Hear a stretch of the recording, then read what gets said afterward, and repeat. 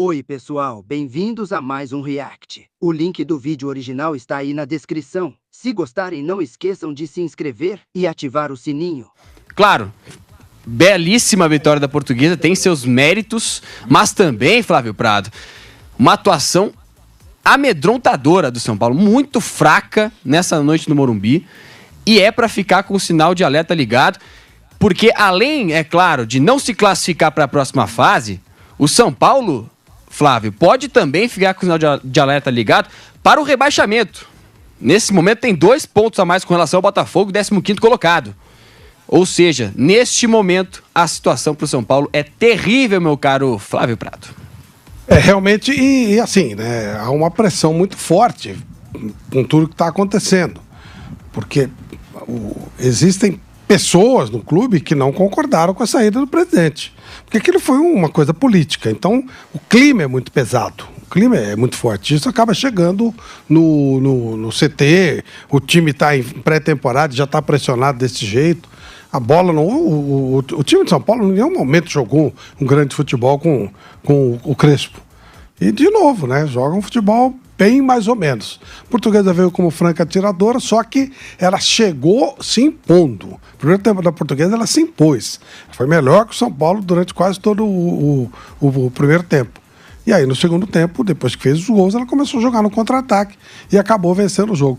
Merecidamente. O São Paulo precisa mudar completamente sua postura, dentro e fora do campo, para poder pleitear alguma coisa. Eu acho a ameaça de rebaixamento difícil, porque tem muito time ruim, né? Não é só o do São Paulo. Mas realmente o peso é maior para uma camisa como a do São Paulo.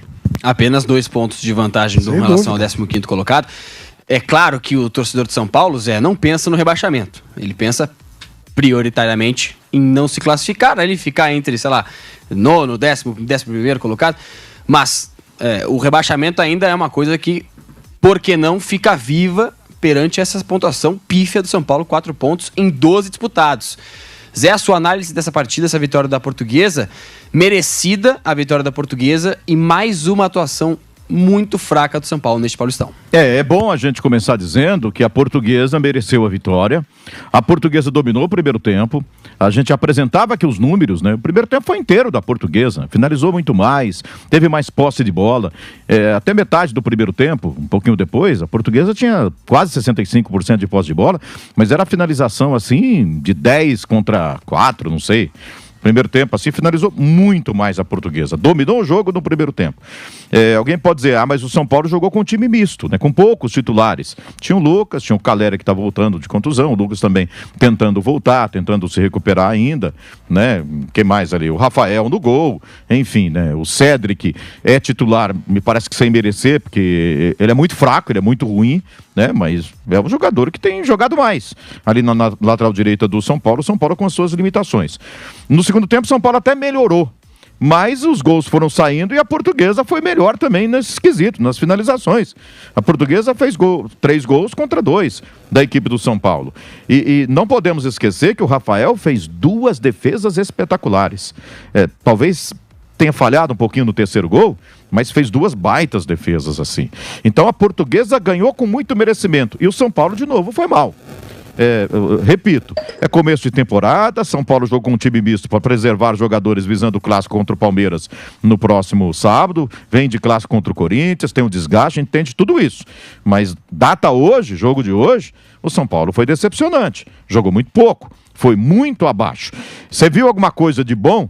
Pedro Ferreira. Cara, eu gosto quando vejo um garoto assim, jogando, né, e fazendo a jogada que ele fez pro gol do Caleri, né, no primeiro gol do Caleri, né, e assim, nesse ponto aí, talvez o São Paulo tenha que lamentar, e o torcedor, o fato da Portuguesa depois ter marcado o segundo gol e depois o terceiro, porque se pelo menos empata, né, ia ser muito mais citado, lembrado a jogadaça do menino e o lançamento espetacular para o Caleri marcar. A coisa boa do jogo foi a jogada do Pedro Ferreira. Claro, a volta do Caleri com 2 gols, claro, é sempre importante, um jogador importante na equipe do São Paulo, mas a derrota foi merecida, rapaz. Grande vitória da Portuguesa, a Portuguesa ganhou porque jogou mais. E aí eu queria engatar com vocês dois com relação a essa sequência do São Paulo. O São Paulo tem 4 jogos que, pro torcedor, a gente está em dia 21 de janeiro.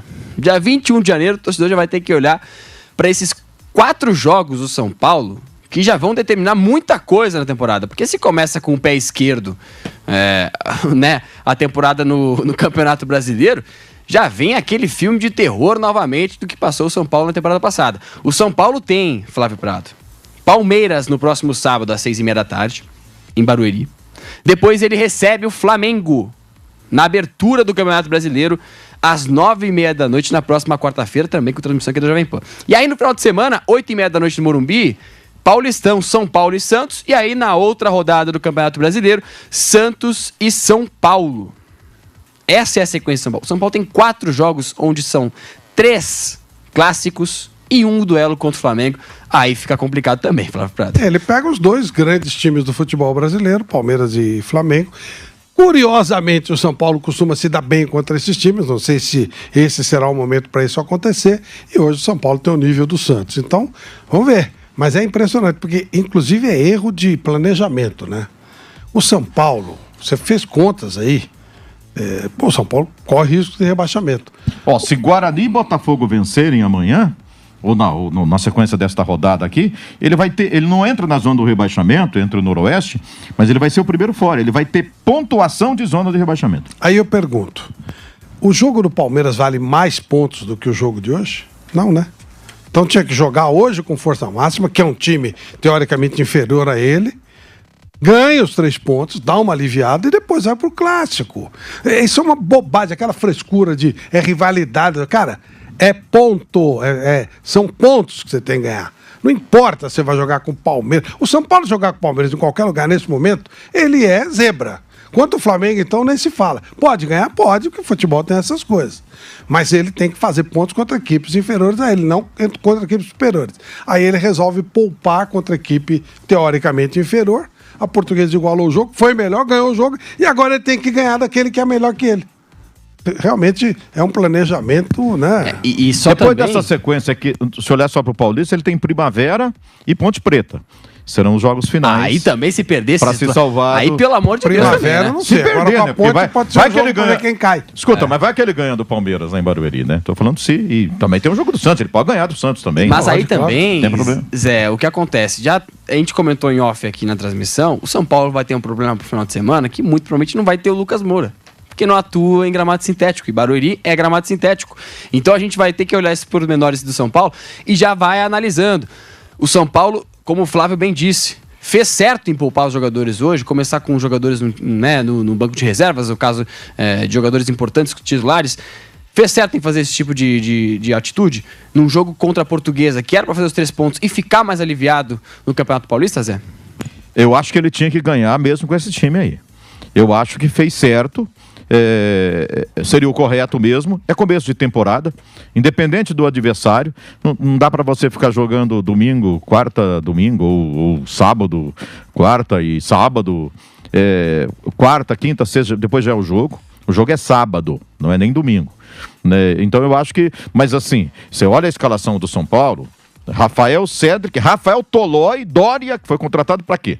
O garoto Nicolas, aí Pablo Maia, o garoto Negruto, mas foi substituído no intervalo pelo Marcos Antônio.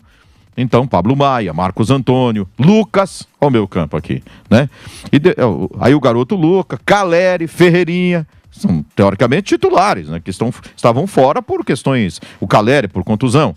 Aí entraram Bobadilha, Luciano, né? Quem chamou a atenção quando entrou foi o Pedro Fonseca, mas depois ele chamou a cavalaria, era o time praticamente titular que estava jogando contra a Portuguesa. Então, num jogo no Morumbi contra a Portuguesa de hoje, não é a Portuguesa dos anos 70, 80, nem a Portuguesa do Candinho, a vice-campeã brasileira, é a Portuguesa de hoje. Então, mesmo com esse time, independente da escalação, ele tinha que ganhar no Morumbi. Ficou devendo. Eu acho que não perdeu por causa da escalação. Perdeu pelas limitações do time. E aí, ainda nessa linha, Flávio Prado, aí a pergunta que eu te faço. A gente viu já, neste Campeonato Paulista, todas as equipes, né, os grandes, tomarem uma sapatada. O Corinthians já perdeu de forma feia para o Bragantino por 3-0. O São Paulo tomou 3-0 do Mirassol. O próprio Santos perdeu para o Palmeiras, não tomou uma sapatada, mas era esperado. Palmeiras ontem perdeu por 4-0 do Novo Horizontino. Aí a pergunta que eu te faço: perder para equipes que a gente olha no histórico geral, e pela história mesmo, são equipes menores do que São Paulo, Corinthians, Palmeiras, Santos. Perder dessa forma e também perder como perdeu hoje para a Portuguesa, o São Paulo, dá para considerar um vexame ou a gente já pode analisar como talvez uma nova realidade? Isso porque os clubes nesses campeonatos estaduais acabam priorizando já o seu calendário, que é muito longevo. Então, você acha que dá para considerar um vexame uma derrota como essa para a Portuguesa em casa, uma derrota como foi a do Palmeiras ontem, para o Novo Horizontino 4-0? Você acha que dá para considerar um vexame esse tipo de derrota? 4-0 é exagero, mas perder em Novo Horizonte eu não vejo como vexame, não. 4 é demais, né? Um time como o Palmeiras, que gasta o que gasta, não pode perder de 4. Aí realmente eu acho que é exagerado. Os outros, se você olhar, porque uma coisa, quando a gente fala uma coisa, é história. História é história. História é passada, legal. Eu adoro contar história, tá tudo bem. Mas a realidade é outra. Hoje, friamente, alguém pode dizer que o time de São Paulo é melhor que o time do Mirassol? Não. É só olhar o que cada um fez no ano passado. Não é melhor. O São Paulo é mais organizado que o Bragantino? Óbvio que não. Claro que não. O Corinthians é uma bagunça, gente. O Corinthians é uma esculhambação. O Corinthians hoje é mais organizado do que um time aí, tipo um Mirassol, o próprio Novo Horizonte. Não, é uma bagunça. O Santos também. Então você tem o Palmeiras, que realmente é um time especial, diferente, e o Flamengo. Os outros hoje, se olhar, cara, é mais fácil você receber em dia nesses times do que receber nos outros que a gente citou. Então, eu gosto da ideia de uma nova realidade. Agora, você vai falar em tradição, camisa é outra coisa. Mas camisa não adianta, né, gente? A camisa ela não joga sozinha, ela precisa ter gente dentro. E aí, quando você coloca dentro, a tradição vai para o espaço. Pode completar, Zé. Não, eu ia dizer que é exatamente isso, né?